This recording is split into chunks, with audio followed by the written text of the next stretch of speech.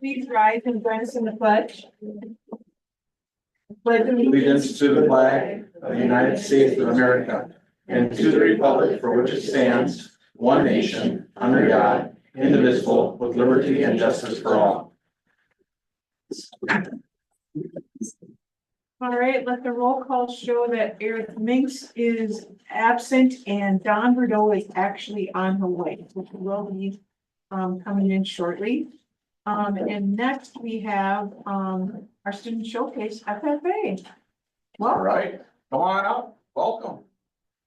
You want us to face this way, this way? Well, I think we have options. If you want to just kind of get right up, I mean, you're kind of talking to the board, but also know that you have some audience members in the back too, so you probably want to acknowledge, know that you're talking to the board, but certainly acknowledge the folks that are in the back too, so. Yeah, maybe kind of this direction-ish. Yeah, I think that would be good. Ryan, like. Right, Okay, exactly right Mr. here. Stenny, can you show us I how can to do do it? this. Okay. Okay, hello, everyone. We are representatives from the Princeton FFA to give a little presentation today. I am Bella Whitwer. I am our president. My name is Sven Starbuck and I'm the co-vice president. I'm Morgan Morrow and I am our chapter's Sentinel. Chloe May, Community Outreach. I'm Ryan Haft, I'm the secretary. And we're just gonna tell you a little bit about our FFA. So, first things first, in our chapter, we make sure to set a bunch of goals at the beginning of the year. We use SMART goals, so we know that our goals are achievable and we have specific things we're working towards. And we usually set those as an officer team at an officer retreat during the summer. We just listed a couple of them up on here. Those really focus around like member engagement and making sure everyone feels included and is participating. So yeah, those are some of our big things we're working towards this year. One of the things that we do for member recruitment would be our fall kickoff event, which is the first event that we do in the school year, and it just kind of gets everybody to know so that way we know each other and makes prospective members really ask questions and gets thinking about FFA. We have over 50 members enrolled this year, which is kind of why we do the recruitment, because our numbers are up from last year. And this year we went to National FFA Convention. We do go every year, and we got to receive our National 2-Star Chapter Award. This just really showcased all of the hard work that we have put in throughout the year and how our, we kind of reap what you sow type thing. We got this amazing award and everything paid off. We got to talk with members from all 50 states and see how they run their chapters and the different events that we do, that they do, and then they got to see what we do also. We stopped at Fair Oaks Farms on our way to our national convention, and it was really cool to see the modern age of agriculture there. How was Indiana? Was Indiana? Yes, it's in Indianapolis. Yeah, how was that? It was a lot of fun. Yeah. Lots. All right, cool. Something else we really focus on in our chapter is ag education and making sure we're spreading agriculture to everyone in our district. One of the big things we do for that is we go to the middle school every winter, springish, and talk with every single 8th grader about different agricultural paths they can take at the high school, including like classes they can take, but also what we do in FFA. So this year we did that in February, and we talked about forestry and horticulture and egg mechanics and livestock. And then we also touched on the facts classes we have at the high school. And it's really cool to see all of those kids, little 8th graders that are learning like what classes they can take in high school and what all of these opportunities are, open their eyes to those different options they have. And it's just really good to spread that.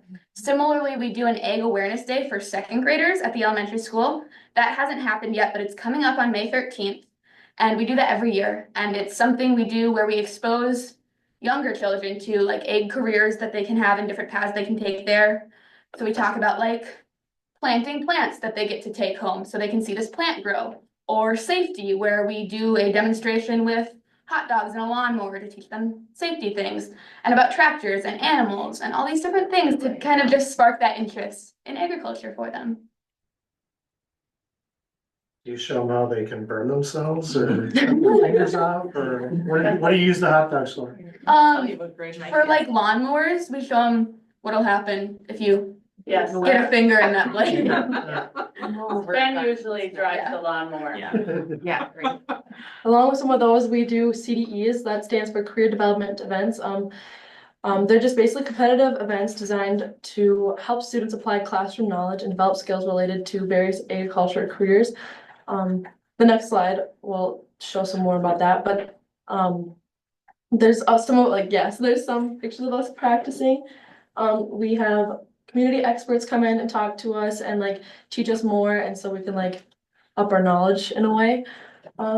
Yeah, so it's just kind of us practicing. And then the next slide shows some of our teams that are going to state. So I compete in floral and general livestock. And general livestock is where you like judge like a variety of species based on how they look, and you kind of just like grade them on a scale like 1 to 4, 1 being the best type thing. And then floral, we do practicum where we like take a test along with making an arrangement, and the judge will score that. Next, we have fish and wildlife. And in fish and wildlife, they do ID and a test. And small engines. And for small engines, what we do is we basically have an engine, you identify parts, tools, and do a written test on that. And then use egg mechanics. We just do that, but instead it's for sprayers, cultivators, all the general farm machinery, welding, stuff like that, that we don't cover in small engines. Horse evaluation is just like basically what it says, horse evaluating. They judge the horse and then they take a written test along with that. And then forestry. And then in forestry, we focus on like a variety of different things for forestry and wood products. So measuring how much wood is in a tree that you can use, or identifying woods and leaves and stuff like that. In FFA, we're really big about building connections along with building community, and we really enjoy building those connections at our school. One thing that we do is we just did it 2 weeks ago is our mental health week breakfast, where we make a big pancake breakfast and invite the entire student body and all the staff to come eat breakfast before school. So that way, you can get a good breakfast before you go to school and learn. And it just really makes this sense of community. And so that way, you're not alone. And we also had a poster this year at the front of the room that we encouraged everybody to sign. That was 2 things you were grateful for and 1 thing you're proud of yourself for. And then also in February during National FFA Week, we celebrate kind of with the whole school. We invite people to activities. We do a scavenger hunt and bingo and a breakfast along with serving ice cream for teachers after school one of the days. It's just a really great way to celebrate FFA. So a couple community building highlights we do throughout the years. We do the football concessions at the football games. So I'm sure most of you have been to one of the football games, but we run the FFA stand and just provide food, drinks, and beverages to customers. It's a really great opportunity because then we get out in the community, we get to showcase FFA, and we get to practice skills like public speaking and communication, stuff like that. Another one we do is we do the omelet breakfast, and that's basically one of the Sunday mornings, we do a community service helping the Sons of the Legion make a breakfast for the community members, which includes omelets, obviously, because of the name. And then we do donkey basketball. So that started up again this year. We had 4 teams with 3 different sponsorships. And that was a really great event to bring the community together also, and just provide opportunities to showcase FFA and all of, what FFA kind of does. So then some pictures from community building. So a few of the pictures up there are from the omelet breakfast, and a couple are from donkey basketball. And then one is from the football concessions, and these all help strengthen the FFA relations with the community. We do some community service. Or do you want to talk about crop and money? Yeah, so we have a crop and money drive in the fall. Kind of, was it October? October. Yeah, over MEA break and then So on a Wednesday, It's Tuesday. yeah, okay, so the Tuesday, we would go to the businesses around town and try to collect donations for Camp Courage. And then on the Thursday or Friday, we would meet at a farm and we go to the farmers in the surrounding area of Princeton and try to get either donations through cash or it's like corn or soybeans, because that's kind of that time of year, we try to catch them when they're combining, if they're not home. And to just try and get donations for Camp Courage, and we've, the past few years, I think we've raised somewhere around $2,000. That is each year. Courage. Camp Courage. So Camp Courage basically, Camp Courage basically is a camp for special needs adults where they can go, they can be their own personality for a week at a time and they don't, they can be on a retreat. So what we do is we help raise money to help support that camp every year. And Princeton FFA has done it for over 75 years. Along with some of those things, we also do food shop donations. We do a lot of fundraisers to like Facilitate those facilitate. funds. There we go. During FFA week, we hosted, donkey basketball. Along with donkey basketball, we did a kiss the donkey, and where students and community would like vote with money and choose which teacher they'd want to kiss the donkey, and the one with the most money in it had to kiss the donkey. So this year, Mr. Baxter had to kiss the donkey.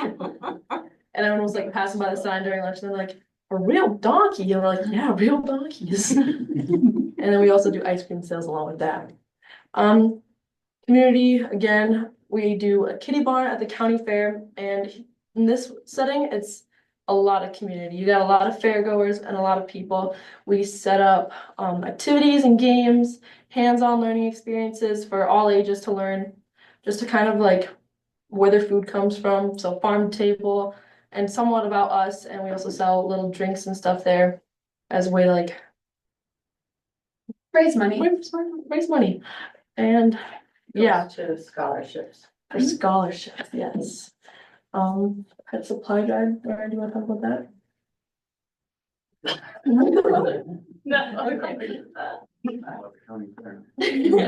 Well, Alright, so the pet drive, we we put it out there that we're collecting kind of toys, food, anything that kind of involves a pet that we will later then donate to the, I guess that does say Tri-County Humane Society. So then we will just donate it to an animal shelter for kind of anything that they would need for any animals. And so we try to involve that with either just our FFA and also kind of the whole school if they want to get involved, and just kind of another little fundraiser to help the community. Our college and career field trip was just a couple weeks ago. The college and career field trip, it starts getting our members thinking about their post-secondary life. So we'll go and tour businesses along with the college. This year we went to Bush Roses first, which was really cool to see the different processes and different jobs that you can have there. It's not all just growing the flowers, watering the flowers. There's different things like office jobs and, planting them and sorting them, packaging. And it was cool to see how the tulips were grown as they used hydroponics where they would just put water on them, and it was cool. And then we toured Anoka Tech, where you got to see everything from a manufacturing area in there to automotives to nursing, and it was really cool to see our members engaged in what they were interested in and learning about a place that they can go to learn more about it. And then we went to Ziegler Cat in Bloomington, I believe, and we got to see the different machines, how they rebuild them, and and how they rebuild them, and their rental business that they have there, their marketing team and their accounting. to take care of all the funds. So FFA members, we have a lot of pride in our FFA chapter.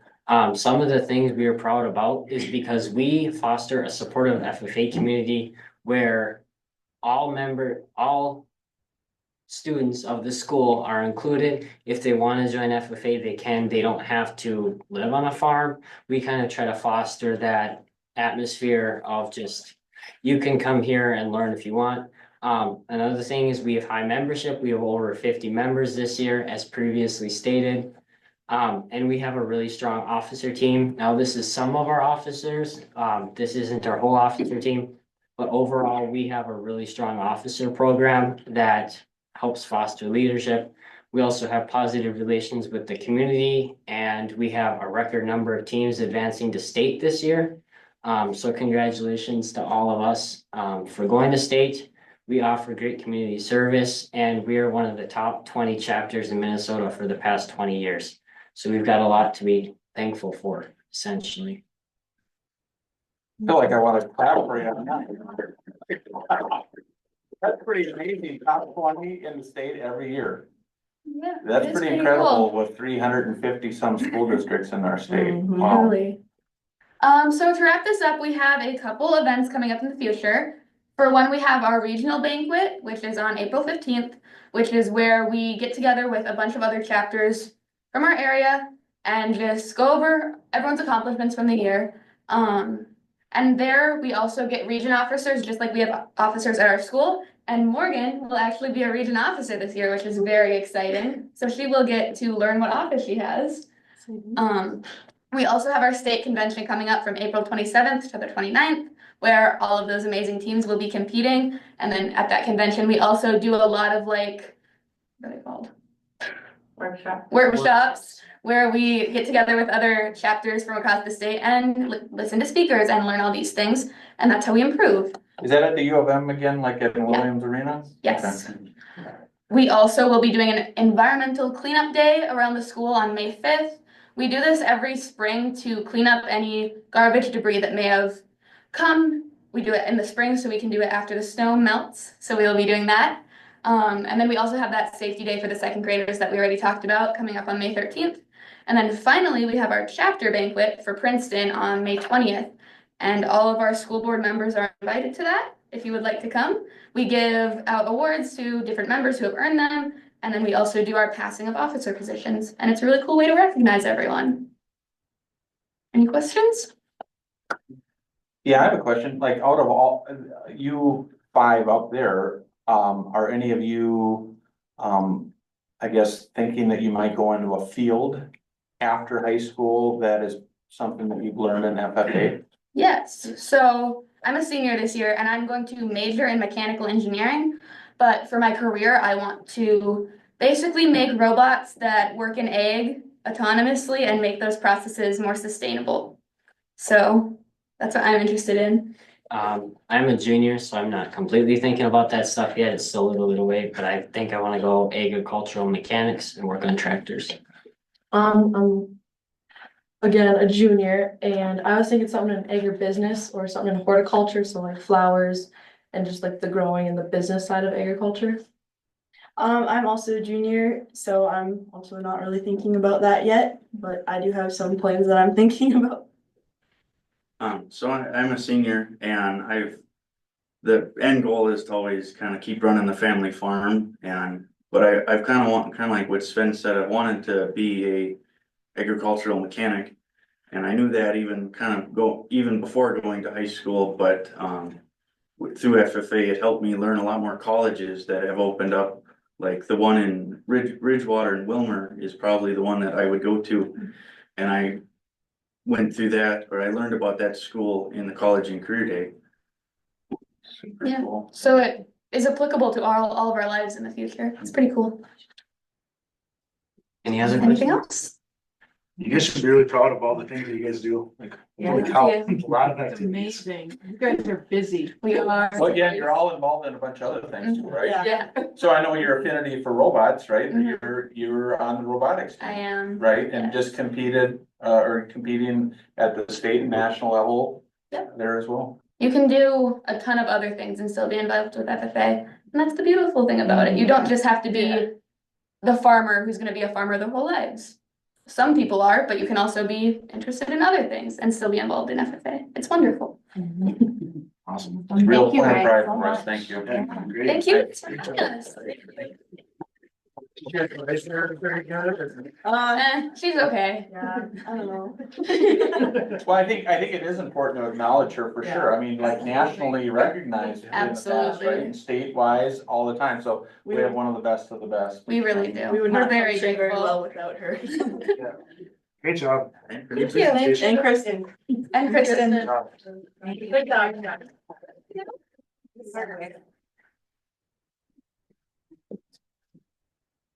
And we won't be offended if you leave. Bella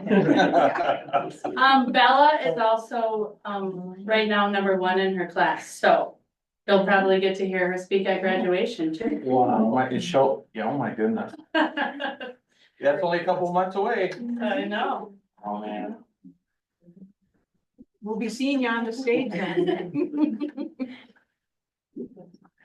All right, item 5, is our next item, citizen comments, and we have no one signed up here, so we'll move on to board member committee reports.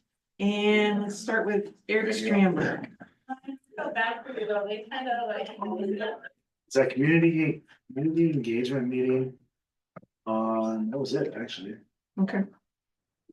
Community task force meeting and then had coffee with Ben. Okay. Melissa? Me, so I went to the 8th grade career fair and K Safari, which were both super awesome events. It's really fun to see. But the career fair, how actually engaged the 8th graders were, they were able to get, this is my first year showing up and attending, but they were able to get quite a few groups of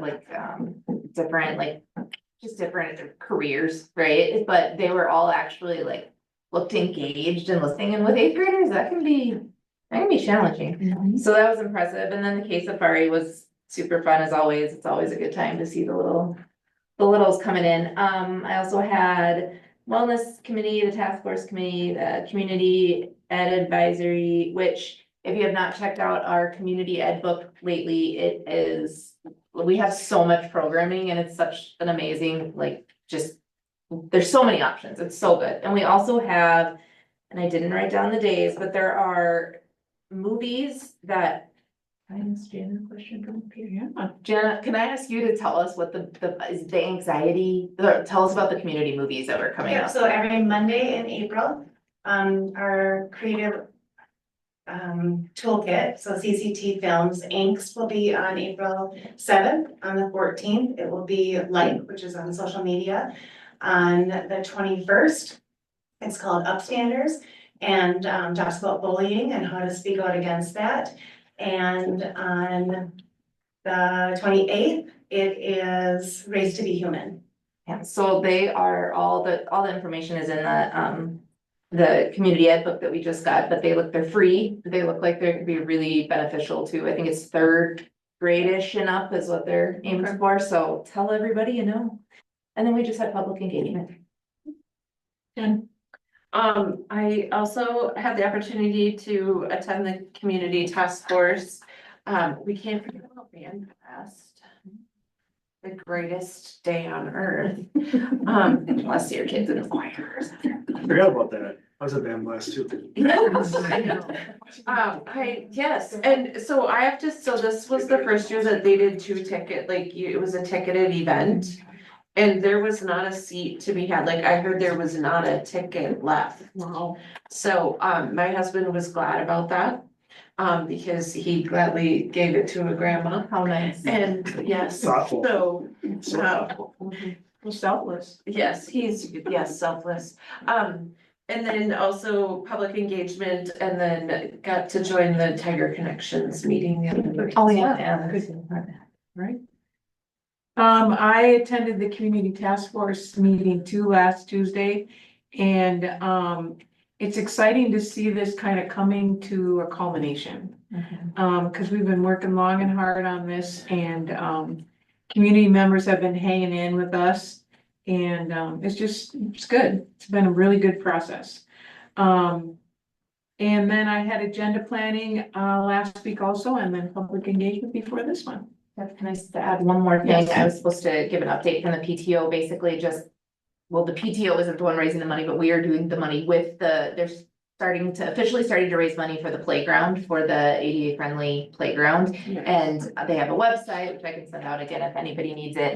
But they're also doing all kinds of different fundraising things, so keep eyes. open And I'm for those. assuming that was the fundraiser that was on our consent agenda. Yes. It was for playground. Yep. Yeah. Yep, so we should be seeing just tons of money coming through for that now. Okay. All right, student council report. Yeah, so I've been talking about this bully video for a few meetings now, and they finally got it all edited and it was sent out today. So a few students got together and made a video about why it's not okay to bully and how to prevent that and stand up to Our that. background on the back. So here it is, 2 minutes long, so. Yeah. Maybe.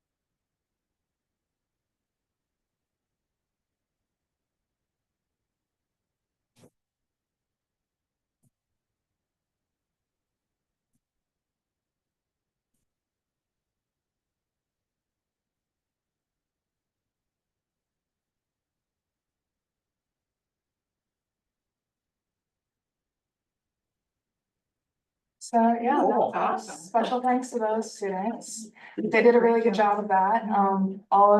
Everyone who was there at high school today got to watch that and did like a little assignment, I believe, on it. So yeah, that was really cool, very neat. Another thing, applications for my position got sent out and to the current 10th and 11th graders to the whole school this year. So to see the person who is interested does not have to be in student council. That way we can kind of broaden our views with this. I know of one person who asked me to write her a letter of recommendation, and I think she'd be a great addition, so I'm excited to see how that works out. So thank you to Melissa and Dawn for working with me on that and student council. Today I got the opportunity to give a tour to Princeton High School of a former foreign exchange student. So she came here 21 years ago and did a year with us, and she wanted to come back to see what's changed, and got to say hi to Mr. Mo, who was in her graduating class when she came, Miss Eitmeyer, Miss Sorensen, and who else? I think there was one other person that she was able to say hi, so it was kind of cool. Got the pleasure of meeting with her. Students in Health and Career Exploration has a few things. They got to visit with 2 medical students recently to share experience, but also have some hands-on. They also got to see a demonstration of I'm gonna pronounce this wrong, so bear with me. laparoscopic surgery in basic terms, showing how a gallbladder can be removed. So that was cool. They got to go to our hospital here in town.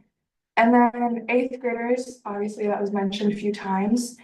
And then last week at the intermediate school, they were able to have walking tacos with some of the meat that we get from our farm to table school initiative program. So that was kind of cool.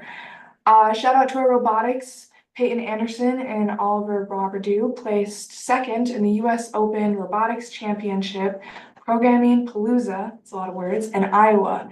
So they were in Iowa for a few days representing Princeton. So they did really, really well. And then another date to put on your calendars is April 11th is the Triumph Showcase. So it's a fundraiser. You'll see some choral and instrumental groups. You can come and watch. It'll be exciting. And then solo ensemble for the 7AA is this Thursday. So we have choir and band kids going to represent Princeton and performing their best, and they get critiqued, and it's an educational experience, but also cool because our music program is fairly strong. So it's cool to see how we place. And then sports things that are all home, because shout out to sports. We have tennis this Thursday, softball next Monday, baseball and boys lacrosse next Thursday, adapted bowling April 15th, and the girls lacrosse April 17th. And boys and girls golf isn't until May. So, but if you want to go watch and support our schools programs. But that's all I have. Thanks for listening. Awesome, thank you, Ellie. Thank you. Superintendent report. Well, I'd like to maybe give a little bit of my time to Dawn if she had anything that she wanted to share, because I know that she was Any just with the reports? group down at Nationals for robotics, so. Is there any reports that you wanted to share before I take my turn? Oh, yeah, so I had agenda, community task force, and then we had 4 teams competing at the high school level.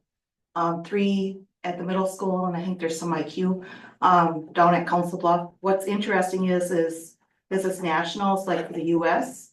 But, it's really growing, and there was probably about 10 or 11 teams from outside the country, from China, Japan, Canada, Saudi Arabia, are just some of them.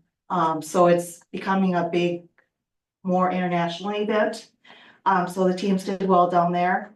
And then, on Saturday, we raced back because it was the state archery tournament there. And then we had a 4th grader take overall. I saw that.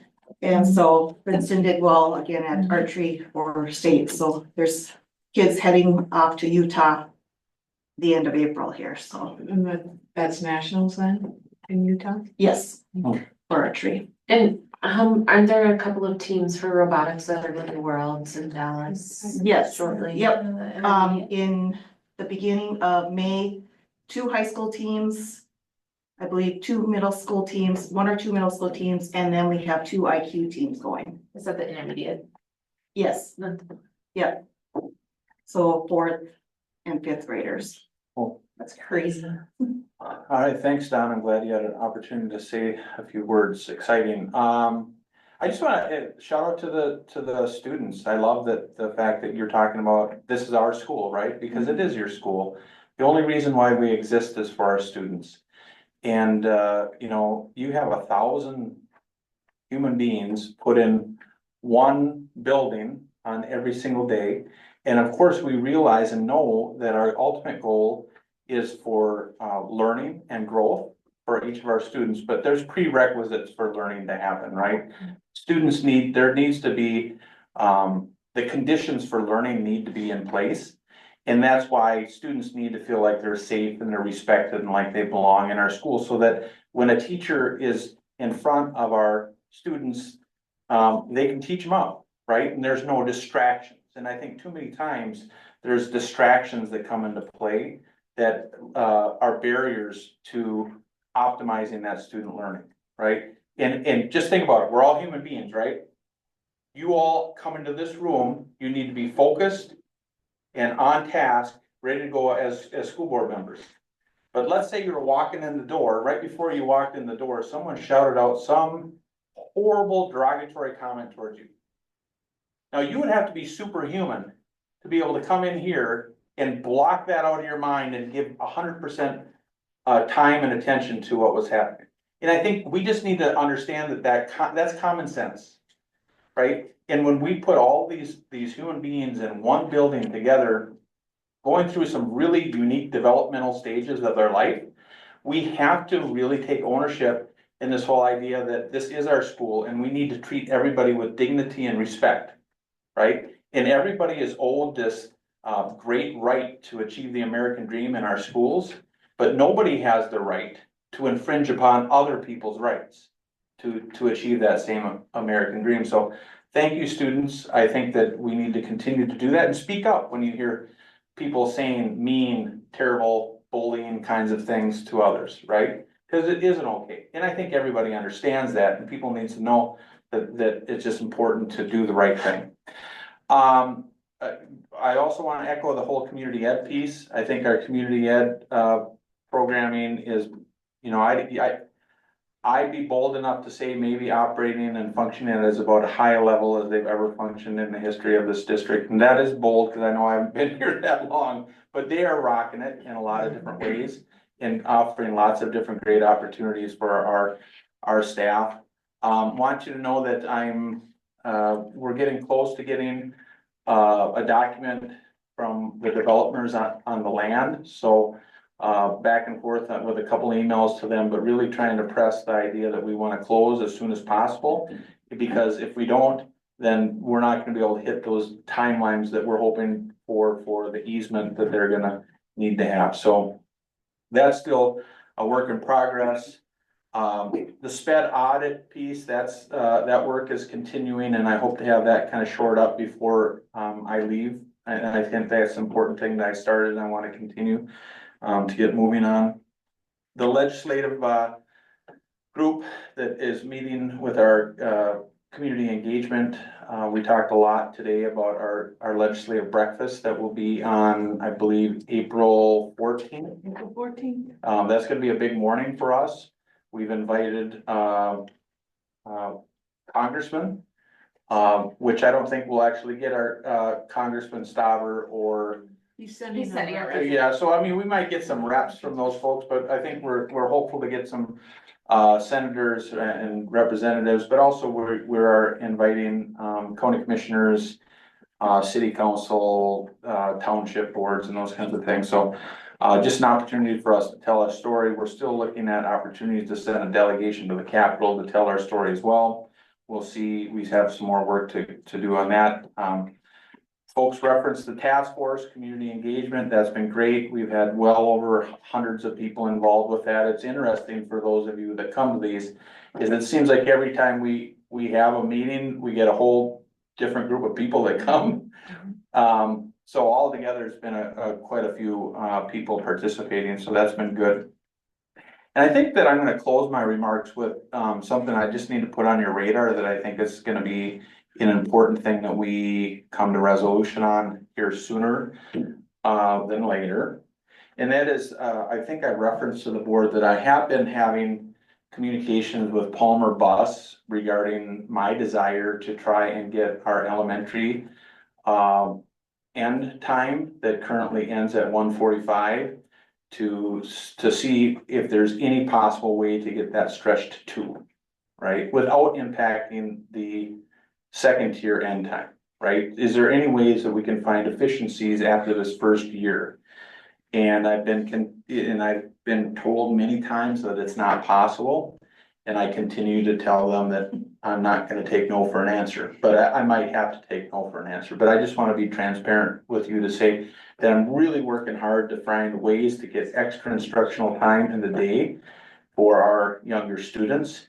And even if it's not 15 minutes, if we can get 10 minutes, even if we can get 5 minutes, I think 5 minutes would even be a win, right? So we're analyzing that, but I will tell you this, and this is why I brought this up tonight, is if we even have a chance to get 15 minutes to actually meet that goal that I set for 2, that would probably come with adding 1 route on second tier for, well, 1 route on the afternoon of first tier. And then possibly a shuttle. It would come with, I guess what I'm trying to say is it costs us some money. And I guess what I want to just prep you to be thinking about is in your mind, is extra instructional time in the morning for elementary students worth $1? Cause that's gonna be the question I'm gonna pose to you. And I know that the devil's in the details, like how much, obviously, and those kinds of things. We do think that we probably could add maybe 5 minutes without any cost or any crazy disruptions or whatever, and that might just end up being, the best we can do.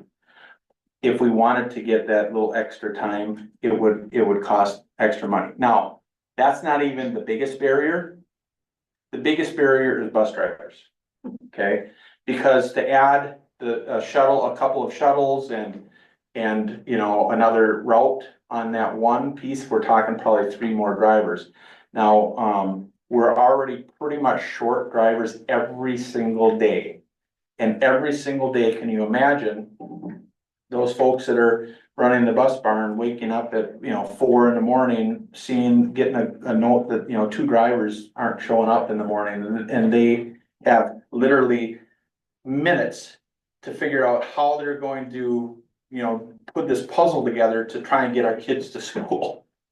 So, me trying to convince them to let's add this so we can, but it's gonna take a few more drivers, especially on a day that they've been having to scramble to get drivers, doesn't go real well, right? So I just wanted to kind of bring you in on those conversations. I'm not gonna give up on it. I think it's important. But it's a reality, that we face. Because I believe we do need extra instructional time for our younger students, at the elementary school. In the primary and intermediate, so. How much money does it cost for us to send a mailer out to every household in this district, not just student household, but every household? Well, we have one going out soon. I can get you that information, The bus driver situation, I think, might not be solved, but it could be Maybe we helped put if that we in sent that postcard. something to every single household. Let me send an email to him. There's a ton of retirees in this community that have no clue of what a bus driver even does and what the hours are. I talked to my dad and my uncle, who are both retired, and I'm like, why don't you guys drive bus? Like, it's like 3 hours in the morning, 3 hours in the afternoon, you got the whole rest of your day to yourself in between. If you want more hours, you pick up a activities route. That's a really good idea. Like, how many people like my dad and my uncle are there in this community that could potentially do that?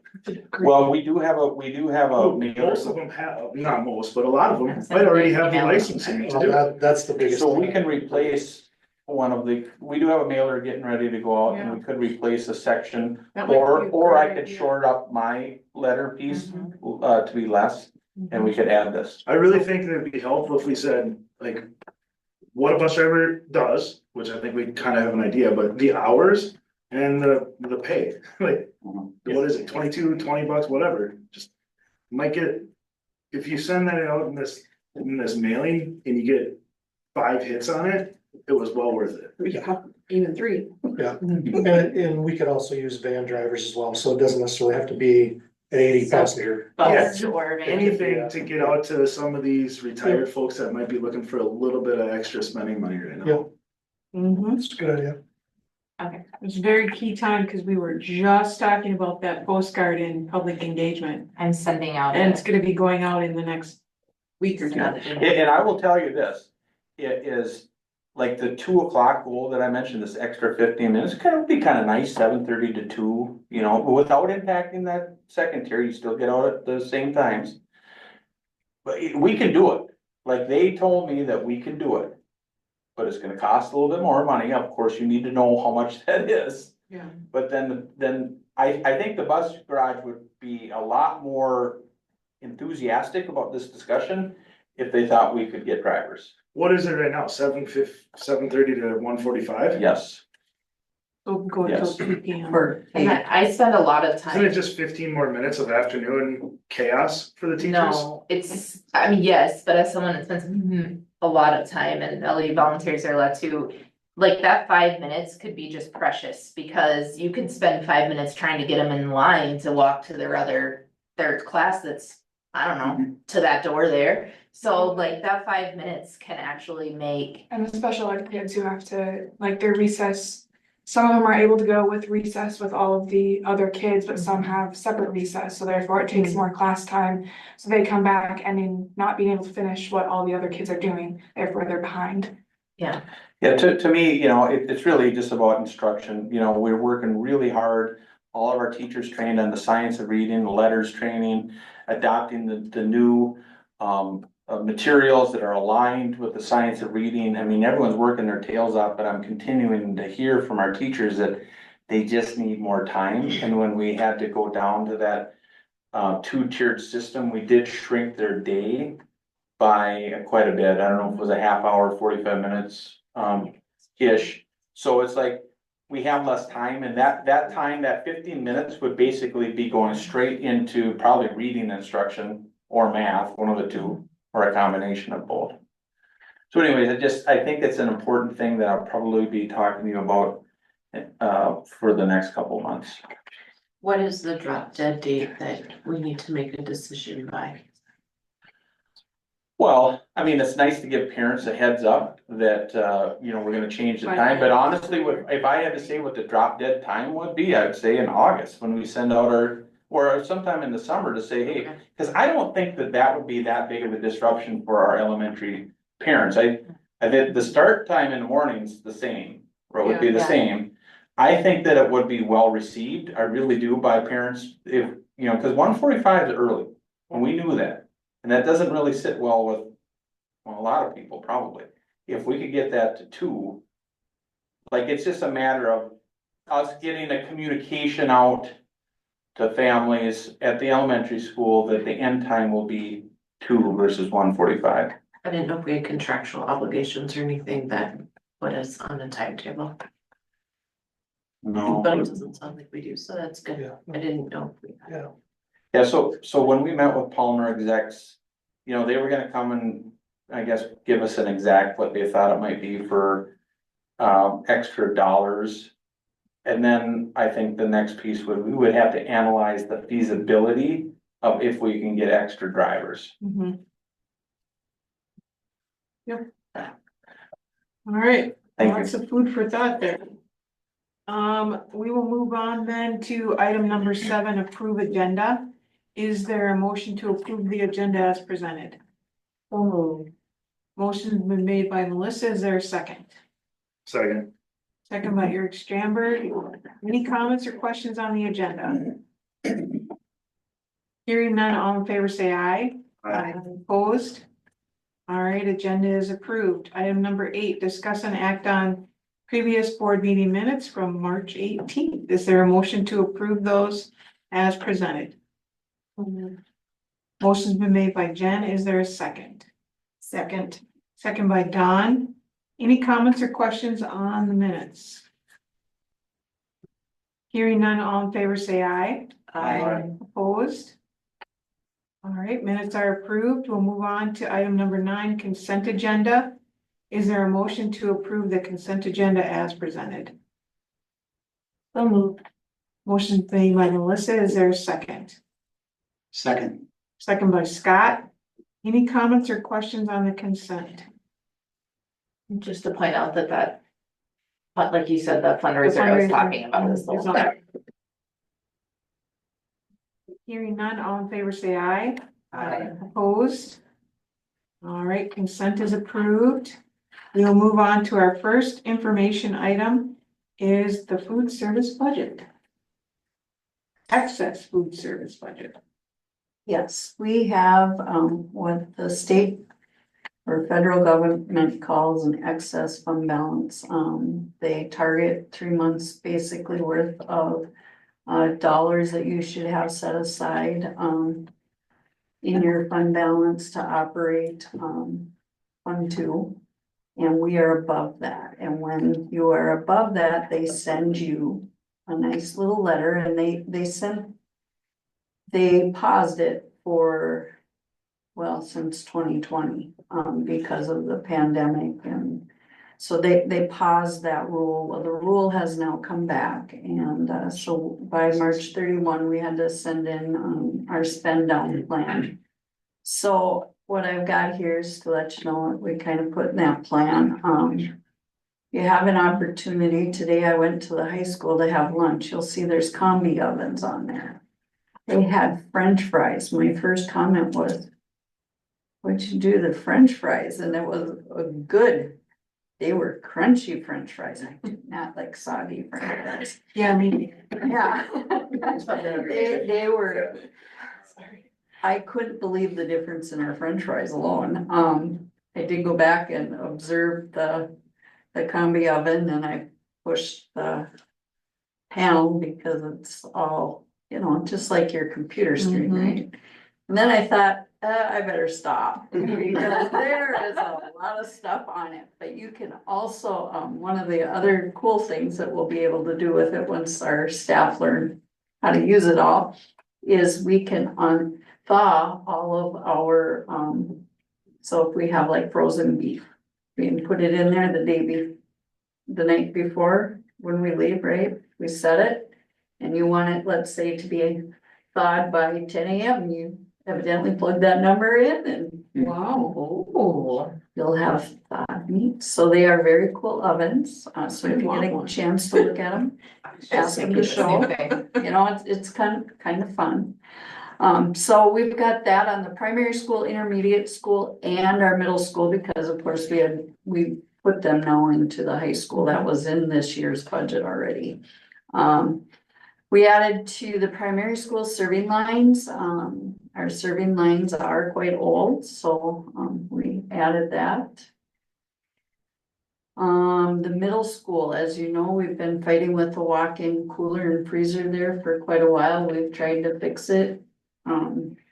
Multiple times. We're still having problems with it freezing and leaking and just slippery floors because of the leaking and but that is a big project. That's a $250,000 project. Food service at the state has now, they've opened that up that whole project could possibly be paid for through our Fund 2 funds instead of our long-term. But that's a planning process. ICS will have to be involved because you have to have designs and all of these things that need to go to them. So What school did you say this is? middle school. Yeah. We got issued that freezer a while. Is that, Yeah. I would guess that'd have to be some kind of summer project. Yeah, be this summer, we would start working on that, this fall and, you know, with Like the planning this fall. with the idea that we could do it in the summer of 26. Staff will be happy about that. Yeah, and again, the middle school also has old serving lines. The high school lunch tables. As you see, there's no lunch tables for the other three schools. That is because the intermediate and middle school have already been bought and they were put in the budget for this current year, so we have new tables coming. So actually, the intermediate school will have quite the freshen up because we're working on the lunchroom, flooring, those hallways back there, the gym. And we're gonna repaint, and then we're gonna have all new lunch tables for the kids when they come back, so it should look freshened up and. Plus dungeoning. Well, you know, yeah, fresh, Awesome. Make you like Princeton, Right. Princeton, Fresh and cool. fresh and cool, yeah. So, that's all in the works right now. But the lunch tables at the high school would be next. And, one of the things, of course, we wanna wait until we see what the task force comes up with as far as what we would end up doing at the high school, possibly with the bond, because we don't wanna undo anything That would be done. in a short period of time. We wanna be respectful of, cause all of the money we receive is taxpayer money, so we wanna be respectful of that and not rip it out as soon as we put it in. And then, there's some technology stuff that needs to be updated. It's all the back of house stuff that needs, you know, just like our Skyward transportation. We need, computer computer systems that run all the software that follows the rules of what we are supposed to do, so we'll do menuing, you know. What we see on a screen is what comes up, you know, like at the high school, you walk in and there's the screens across and it shows what's on the lunch.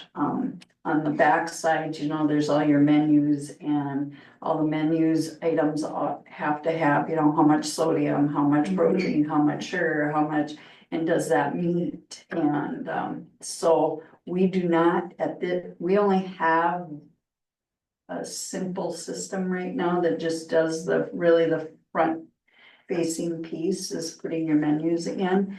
We need the whole piece. So Deanna has been studying that for actually over a year. She tells me she believes she has got her decision made on what she would like to do. And then she would also like to put in a nutrition coordinator. That would be ongoing position. That position would help us with things like farm to school, menu items as far as developing recipes, new recipes, making sure our current recipes are correct for, again, the rules. There's lots of guidelines. Yes, there's lots of guidelines behind the scenes that we have to follow. Is that a position that would be paid out of Fund 2 then? Mhm. Okay, Yes, yes. And it would be an ongoing great. cost. And then more farm to school, you know, we'd like to do more fruits and vegetables like in the fall. And that would tie directly into the nutrition coordinator's position. Of course, maybe this first year that wouldn't get up and running because we're gonna hire, and she's the person would be starting as that would be going, but we need somebody who can champion that and also use those farm to school ingredients in our recipes. Love that. I like that. So. You know, I think the board understands this, but I'm just gonna say it because we're in a public meeting and it's recorded.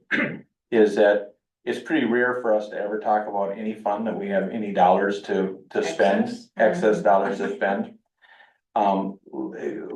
Legally, when we receive revenue for food service, and that's why people have heard us refer to this as Fund 2. You can only spend money that you receive in revenue in that same category. Therefore, we cannot legally spend any of that money to, for example, pay for a teacher to add a new class or to bring down class size or any of those kinds of things. So it's a unique conversation for us to have in our district that we're actually talking about a fund that we have some dollars that we can spend. But it's very specific that we have to only spend it on food service kinds of expenditures. Well, and recently they gave a little bit more flexibility on how to spend those too, because before we couldn't buy lunch tables with that. So, Great. I mean, this is good. Or the freezer. Or yes, the we wouldn't cooler, have been able to do all of that project either. Will we take a hit on the recalculation of how they figure out not our reimbursables, but the amount that we receive for meals for the free and reduced school lunch program with how they used to calculate it, and now some school districts are talking about significant hits. Oh, the compensatory funds on the Fund 1 side. So that's okay, so that's a Fund 1 calculation. Yes, but you are correct. That comes directly from, the students that qualify for free and reduced lunch, and they change that formula to be only those that come in through the county and state programs. So it directly feeds in, and we don't also get to count our paper. We still have to do the paper lunch forms, but or they can apply online. I guess, you know, today it's not paper anymore. You apply online, but the concept is the same. Those are not calculated in the formula, and there were winners in that program and there were losers when they redid that. They had a statewide goal of staying the same, that they wouldn't go down in expense at the statewide level, but because of the change in calculations, there are districts, and we are down about 360,000 in that. It's a reserve, so that will not impact, the unassigned for 1 year because we have a fund balance there. So we'll be able to target, and we do use it for class size reduction type stuff, social workers, counselors. Just when we It's look at basically staffing. a new position and the additional costs, I was just curious what funds that would impact before.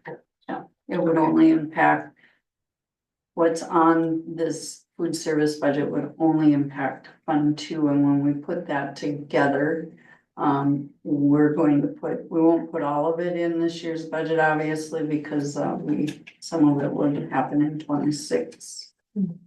Was that 26, 27 school year? Jeez, I don't know if I can take it. What does student services do for food? Like, is it just brought over there? Yeah, it's probably, Isn't the same as here. food service director kind of doing the nutrition coordinator job? Kind of, yes. And that's why we want to expand it so that we can have one of this food just. Does she do a survey to the students at all on seeing what they like and don't like with the school lunches? Cause I know I So hear actually a lot our of complaints head from the cooks- 3 kids that live in my house about, especially the high school food. And yeah, Were you here for the day we had the presentation when she came in and did that? I have it. I can See, I send think you it'd be guys. beneficial if kids knew that, like, I don't think I put kids. together a thing, I'm gonna send it to Deanna, it's a whole deal. Okay. But Mhm. to Eric's point, I think we get a lot of feedback and regardless of. Yeah, we just can't have pizza every day, but yeah. Well, it's they not didn't the like the pizza that we have is gross apparently. Yeah. And the chicken strips are like the size of my thumb, and like, it's just nonstop Cause complaining they about only, the food. they only That's allowed Two we ounces. only get 2. That was part of How it. is that gonna feed That's a a high school standard. kid? We have to That's a follow the federal USDA. But can we spend some of our spend down and actually get the kids some food? We can't give them over a certain amount in a, Servings. like a week and in a month and in a day. and I think that we should revamp it. It's kind of garbage. Well, we always we can bring Deanna back too and have more of these questions and just kind of understand like, what are the federal like requirements, like legal guidelines that we have to do, and then where do we have the discretion to do other things? Well, right now, we know in the state of Minnesota that every student gets a free breakfast and lunch. Right, but then we know that free breakfast and lunch does not meet the amount of food that many of our students want to have. And a lot of it gets thrown away. I think if you go to the primary school where Janet works, if you ever go to the lunch line there and see how much waste there is, it's just absurd. There Yeah, has to be ways around us just throwing crap away, just for the sake of throwing crap away to get the money. They do buddy buckets, so whatever like vegetables and stuff that they try to save and aren't able to, there is things like that where kids who don't bring snacks are able to go to the buddy bucket and get whatever lunch. The milk that you see poured in that bucket at the end of the tray line, it's just, Yeah, it's absurd. And I think that sometimes we're just doing it so we can get the money that we need to get, so we can spend down So I the money can- that we get. I pulled up the slide thing, I can answer a couple of the things, so the max for the USDA has set a 2 ounce maximum for each, for grains and, that's the meat and grains, so the 2 chicken nugget things or 2 chicken strips is legitimately like, you're not exaggerating, I mean, that's the 2 ounces there, They, as said at the high school level, we do slightly more weeks where I can fit it into the menu, but she has to do it within the guideline things. And I'm not saying there might not be.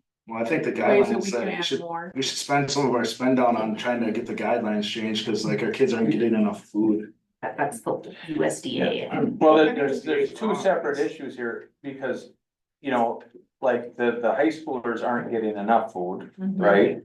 And then the then, young kids get too much. well, they're Or getting. they don't they're- like the food. Yeah, but I mean, I think that would be a great example of if you're ever like have flexibility. we take you, just spend a half an hour in our primary lunchroom and you can kind of see, because we have adults. You gotta think of it this way. You got a room, right, where you have 200, 300 5-year-olds. Now, I know that, I mean, even if you're a parent, and you have 1 or 2 5-year-olds, it's hard to kind of finagle. So you have that many young children and they're trying to get them to be focused and eat, and they wanna talk to their friends and they wanna da da da da da da. No, you know, you gotta eat, and they're saying, I wanna run out to recess, because everyone wants to go out to recess, right? So they hurry, like, okay, I'm done. And then you say, no, you gotta stay there and eat. I don't care if you don't like these mixed vegetables, I have to put them on your tray because the guidelines. That is true, That is that is absolutely true. Yeah. Yes, there's certain We things that have we have to, multiple we have to give choices them. of a vegetable and multiple. I do feel for the kitchen staff. I think sometimes they struggle with the equipment that they have to be able to prepare the meals. One of the comments. Crispy french fries, like, I have absolutely no clue where you got those from. I got them today at our high school. I had to have ran to McDonald's. No, McDonald's aren't. We saw Michelle coming. They had to have done something, cause yeah. So if it's these bad. new ovens, will allow them to get a crunchier base on the pizzas, I think. And, yeah. You know, some of those small wins will help with the food consumption. I do think this, if we're going to be, and I've told Deanna this, and told Michelle this, if we're gonna be investing in a position to, I think we need to insist that there's a significant value added. Yeah. And I think that everything that you're talking about right now, surveys, you know, with Ask working the with kids and kids. see what they like, cause. maybe if Expanding we the have to farm to give them school. X amount of grains, we can give them the X amount of grains that they actually like. I do think we are gonna need to be prepared to explain how the position is funded if we are talking about cutting from other areas. And then we add this position, so I do think we need to be like super clear about that part. 100%, and that's why I felt the obligation to share that, you know, this is a specific fund. Yeah, That we only have the discretion to spend certain ways, because I tell you what, if we had that amount of dollars, I'm guessing that the board, if you had the discretion to spend them other ways, you may consider doing that. yeah. Especially given the fact that we're $3 million short on in our regular fund. Yep. We buy some ovens for facts. Yeah, the students cook for the students one day. So this new position should be focused on improving the quality of the meals, not meeting USDA guidelines, which. Well, we seems like have already do to a pretty meet good- those though. Like it Yeah. seems like we already do a pretty To good job. improve it, I think we do, yeah. yeah, improve it while within our legal, whatever, rules. I just don't understand how you can go to a different school district and get way better food and they're following the same guidelines. I don't know about way better. There are a handful of districts that don't do statewide meal plan, but then you're paying out the nose for. And like kids are able to get seconds, they don't have to pay, but I know that doesn't really help the terrible food situation. but- Yeah, they can get seconds on food they don't wanna eat. Well, at least it's food, right? We're providing them food and the option. They do get to pick as many vegetables as they want. Oh, And good. fruit. I didn't think that's a good thing, I don't know. We have a lot of This vegetarians is in the high something school. we don't have to vote on. No, we actually do. It's just a presentation. This will be part of So, I know a few. All right. Anything else on the food service? You still get to sit on a new table in the hallway, you eat lunch, right? There you go. They're gonna get new tables. Well, and I think that lends itself to the discussion about our facilities at the high school. Like our high schoolers have to sit down hallways to eat lunch, cause let's remember, the high school was built back in 1964 for 500 students or so. Now we're 1,000 students, and the lunchroom didn't get any bigger, or maybe a little bit over time. When we put the. Okay, but it's still, we got kids down all the hallways to eat.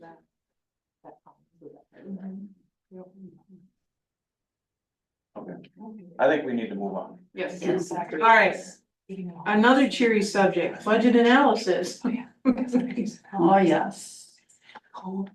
Oh, we started out with such good presentations, tonight, so, yeah, these are kind of different.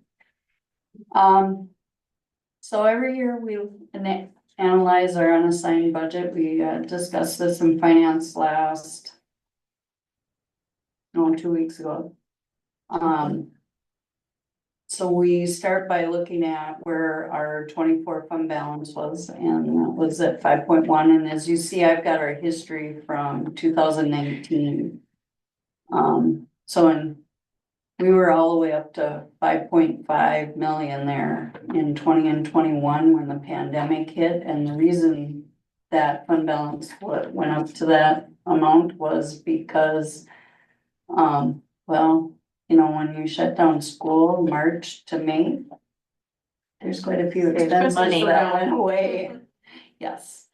So, anyway, we are now at 5.1. And our projections forward, using the revised budget, of course, is showing us, well, you know, not so rosy.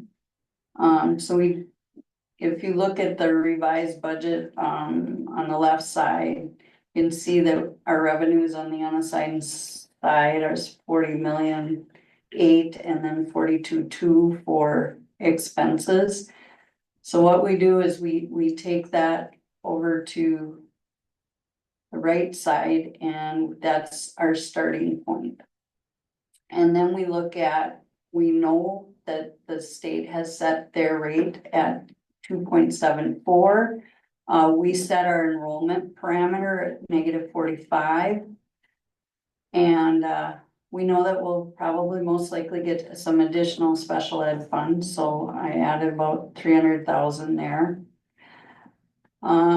We know if they don't do anything with unemployment, that there'll be a loss of revenue there. I've been watching the budget targets have come out for the Senate, the House, and the governor. They're kind of all over the map, and they're talking different programs in each of the areas, so it's gonna be interesting to see what they decide, but this -165 could get higher. But at the moment, this is what we know, and we'll go with that to start with. And then our expenses, well, we know that we've got to do some type of salary and benefit increase. We're going into a negotiating year. And salary and benefits are definitely a big chunk of your, well, budget. So that's about 1.7 million. And then just on a quick look, going line by line with on an object basis, which shrinks the budget to just about a page. Looking at your insurances, transportation. Right now that estimate is about 250,000 in estimated expenses. So our variance then becomes, you know, we drop fund balance at 2.6, and of course, we really don't want to drop that fast. But we also know if we take the fund balances and we start to look at those. So you take the 5.1 and you look at the revised, and if we hit worst case scenario, you're looking at a 3.7 fund balance, right? At 99, if our budget comes in at 99%, and I always just say expenses, but it could be on either side of the coin, we'd be at 4.1, and at 98%, we'd be at, you know, almost close to 4.6. So at this time of the year, we watch the percentages on our budgets and make sure that they're tracking comparable to the previous years. If they're running higher, you know that you're gonna spend more. If they're running comparable, it's usually indicated we're gonna hit that 98, 99% of expenses. And right now, our budget honestly is looking pretty good. Our expenses for salary and wages are where they should be. But we're seeing in our, buildings and grounds areas, we have less, our percentages actually of expense is lower than it has been the last 2 years. We did have some, things that we had to buy that were like boiler chemical, not chemical, what you put in the. Yeah, it's not antifreeze. they have- Yes. Yeah. So anyway, we had to buy that. Well, that was about $10,000 to refill that all up. So some of those things weren't needed this year, and we're hoping, well, we're coming out of heating season, so. And typically you only have to do that type of project or pay for that type of supply when you have to bring a boiler down and fix something on it. So. Michelle, does that include maybe the snow removal and all that stuff too? Would that That's be in a different help? areas, so yes, we are seeing less, not so much in snow removal, because the year before we had nothing, this year we have some. But the place that we're seeing less is, we, used a lot of Egan over the last couple of years as an example. They're like a maintenance company. Yeah. Oh, They do a lot of our. yeah, a lot of our- mechanical. I'm still thinking the chemicals, I'm like, never heard of that one. No, they do like our mechanical, they're a big one, and we are using, our new buildings and grounds director has, some fix-it skills regarding our mechanical equipment, so we don't need to bring in Egan as much to run that stuff Awesome. and fix it, so, that is helping us tremendously. But we also got, March is just ending, so the books have to, I got a week here, I gotta kind of wait until we get things posted and we got everything in. Revenues, we'll have to see, I looked at enrollment today with Emily, we probably studied that for 20 minutes. Our, enrollment is doing well in large part due to, our new venture, yeah. POM. POM, yeah. So. Just a sidebar on that. We did meet with Venture Upward today. We have 150 students that are new to the district as a result of that program. And we are hopeful in projecting that number will double for next school year. Although I would advise the board to not count any of that in terms of projected revenue, but it's something that you just need to be aware of. Right, so hopefully the -45 would be eaten up by more students coming in on our online program. And maybe hopefully our seat-based, we can be surprised that way too. We've had it both ways where we see we either lose enrollment or gain enrollment, and I think Deb said it, we actually can't be right because we just don't know when kids are gonna move in or move out. Families. The other area of concern is special education right now. I told you this earlier, is that our special ed aid report for current year is prorated down. So I tried to hit the middle of that amount so that, if we decrease, it's not too big a hit, or if we increase, it's not, what'd you do wrong? And I could still be wrong in that, because tuition also plays a part in that, that can swing you. And I went in last week and we have not finalized last year's report, just so you're aware of that. That has not been finalized. For the special ed. Special ed, so yes, so the revenue that we book at the end of the year, the auditors and I have to agree on what that number is, based on the reports we receive from the state, but in reality, we don't know what the final number is until, I'm assuming it will come out sometime in April. Cause it obviously didn't come out in March. Mhm. So, anyway, as Ben has been saying, you know, here that we decided in, finance to look at where we wanted to target our fund balance, so the estimated fund balance would be a little bit below that, 10%, because 10% on 44 million is 4.4 million. And we'd be at that, drive that down a little bit to 4 million. So that gives you the numbers, the reductions that you would need to make to maintain that $4 million.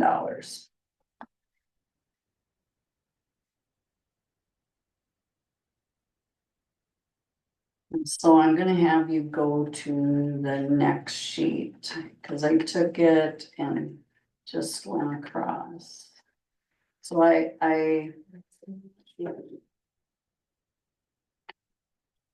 oh, what did we do?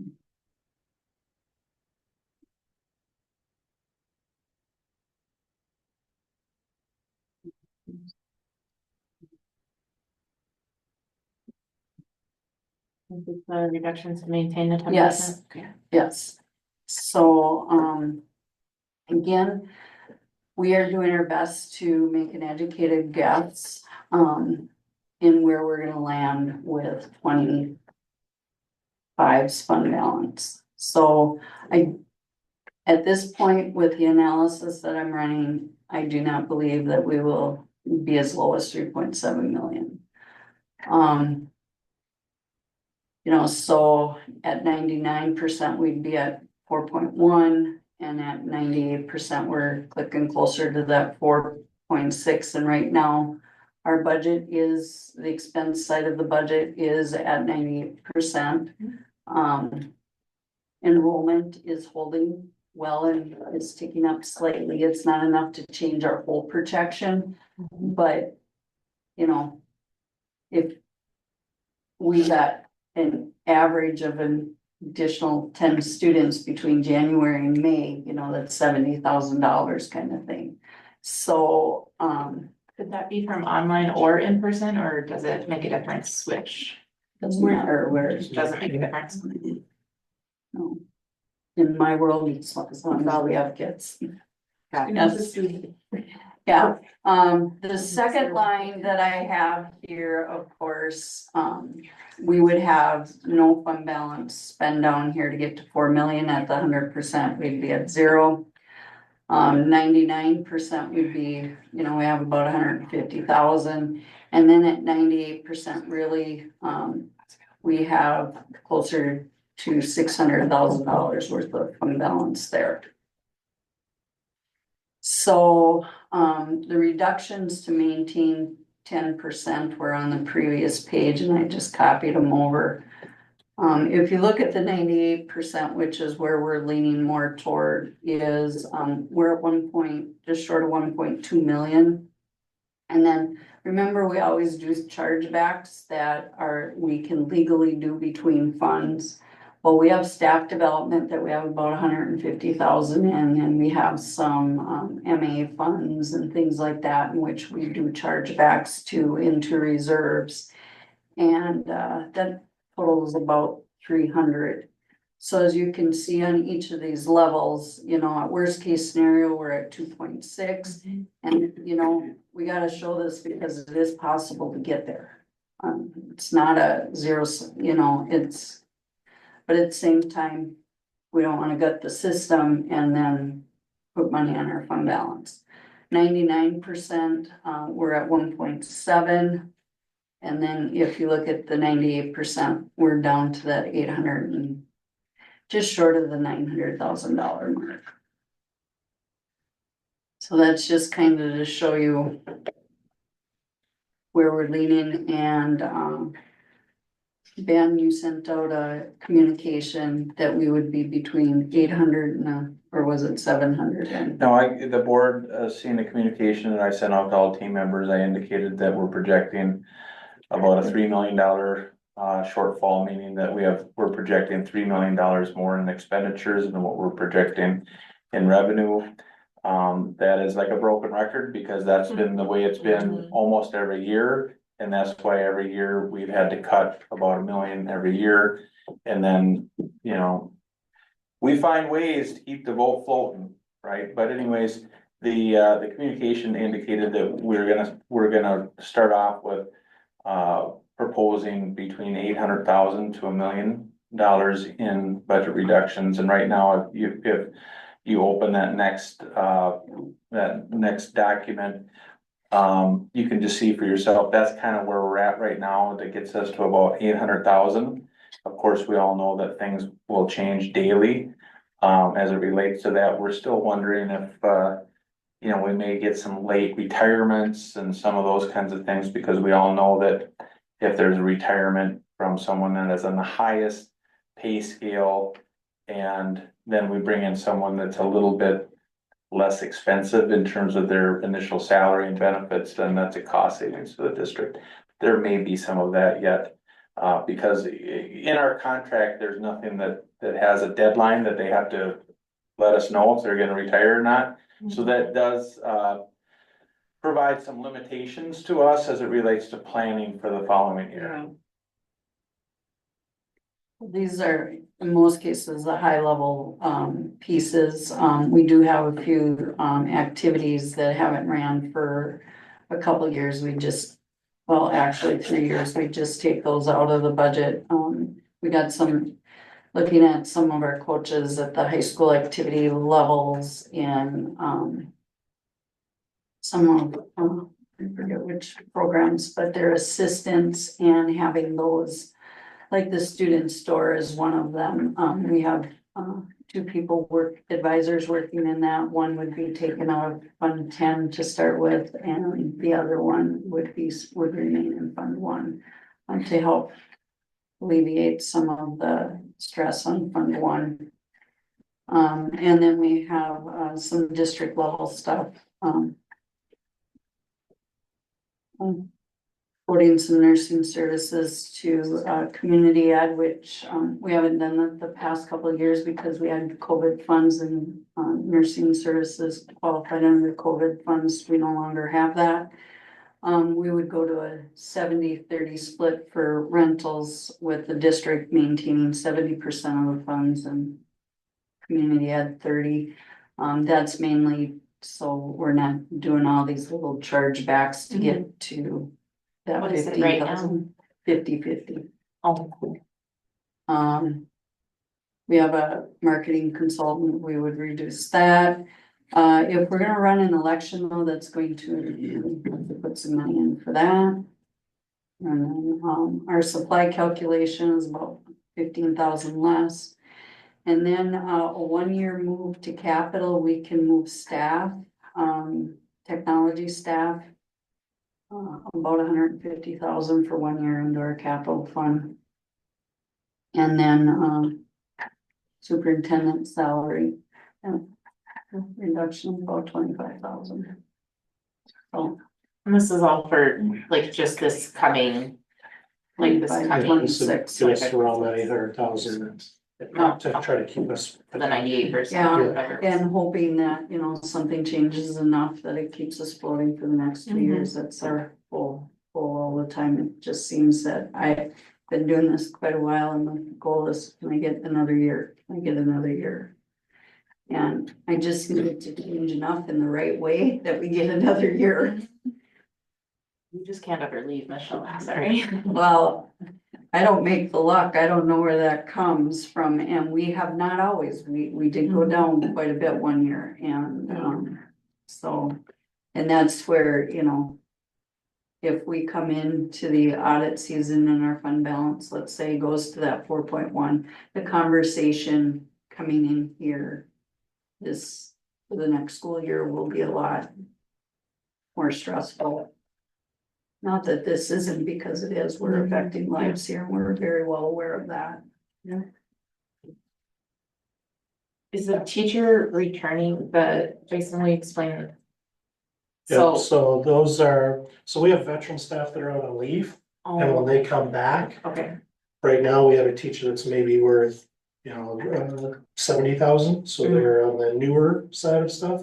But somebody that has 12 years of experience coming back is gonna be at their salary that So there's, their appropriate salary from when they left, right, so. so there's the 4 equivalent- in red and 2 are Yep, negative, so what is the difference So, between the negative and? the negatives are the 2 teachers returning, the reds are the 2 teachers that we're costing Okay, out. got it.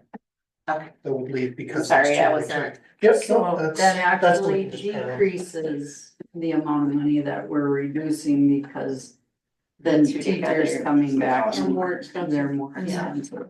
Got it. Okay. I just wasn't. So it's actually like a negative 60,000 that we do on the swap. Any other questions on the budget analysis here? Comments? The $300,000 for sped, like 2 documents ago, how variable is that? Oh, it can be quite a bit Okay, variable. Yeah. Well, here's the reality is, I think any business manager that has a lot of savvy, which Michelle is one of them, is always gonna be super conservative on your sped number. So the fact that she put 300,000 in, that's her being very, very conservative. That used to be like 150,000, but now we receive the additional cross subsidy aid. So, I doubled that, easily with giving us some wiggle room because again, we can't control tuition. Costs throughout the state are going up, kids are moving, we're paying a lot of money for kids to be in other districts, that are technically our kids, we end up paying for them. And that can swing those sped numbers on a dime. For sure. Wish there was a way that they could figure out that it's just by December of January 1 of the year, we would know what we are getting for the following year without all this, but it has always been this way. They're always going to improve it. And we still don't know for 100% certainty. What you're thinking, April, this month we should. Well, we should know what we For received for last year. Yeah. Well, we have one more increase on last year's numbers, because wasn't it a 2-step increase that we were getting from them? For sped, Yeah. all For that, Special ed. but that doesn't come on until 26, 27, I believe. It's not next year. And that is, special ed is one of the things on one of the reduction that they wouldn't maybe honor that to that level that they have to, because I don't think anybody sped has really exploded. It's not just Princeton Public Schools that has exploded, it's Isn't exploded. that in the governor's proposal to reduce special ed transportation?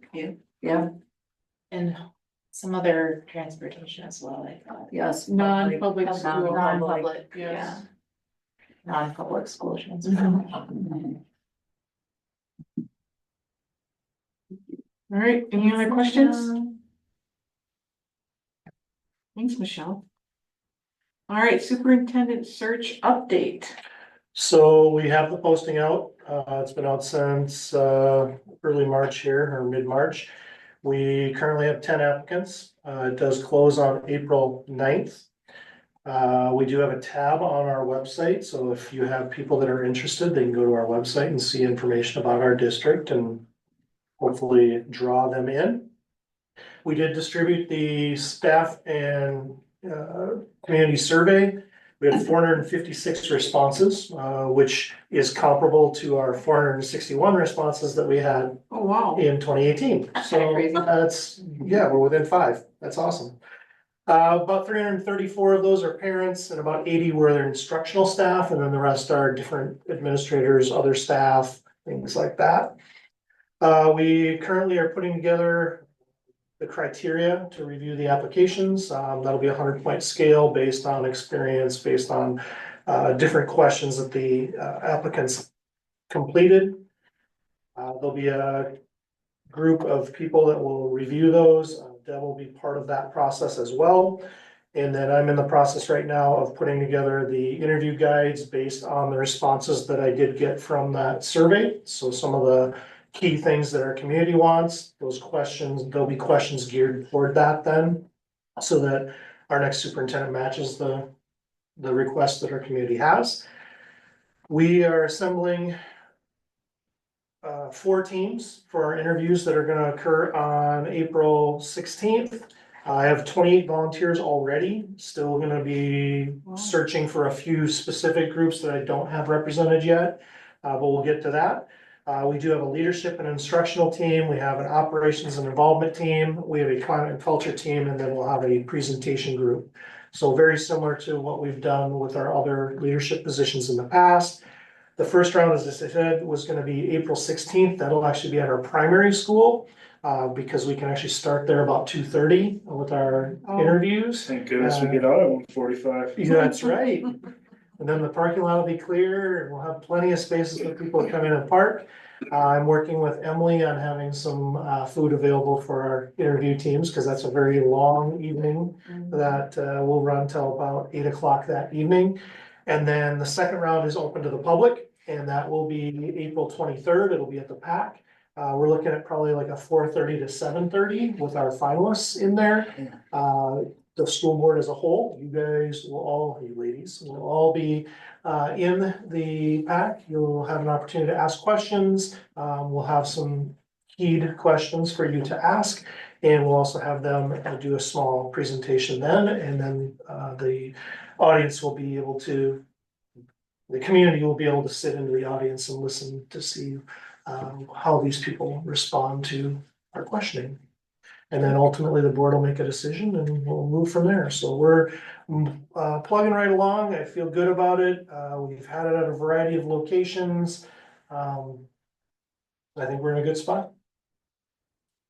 Questions? So it's a technical question for the 23rd. Will it be live streamed? That first round is not public. You'll No, know she's saying the second. That's a good question. I don't know. I mean, technically it's a board meeting. We live stream this one. We have the capability to do it. I don't know. That's a great question. Well, I mean, you can, I mean, well, you can do, there's any number of things that you can do. I mean, it's just like, I mean, it's whatever the board's comfortable with.